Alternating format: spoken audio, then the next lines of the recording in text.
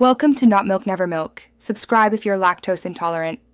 You begin by confirming your Mac model supports Catalina and you back up immediately. This protects your data if something goes wrong. Once done, free at least 15 to 20 GB and plug into power because the install can pause on battery. Next, open App Store or Software Update to download the Catalina installer. You'll see a large file named Install Mac OS Catalina. While it downloads, close heavy apps and note any 32-bit apps you may need to replace or update. You launch the Catalina installer and click Continue, then agree to licenses. This moves you into the installation wizard.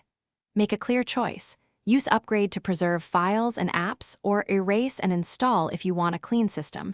Remember, Erase removes everything. Once you select the target disk, the installer will copy files and reboot several times. Keep your Mac awake and connected.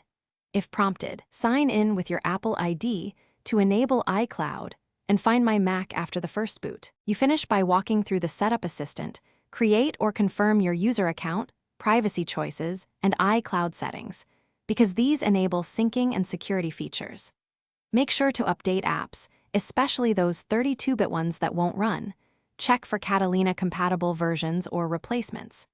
If the upgrade fails or the Mac won't boot, restart into recovery by holding Command-R, use Disk Utility First Aid, and if needed, restore from your Time Machine backup. That single troubleshooting step. Thanks for watching. If this was helpful, leave a like and consider subscribing. See you next time.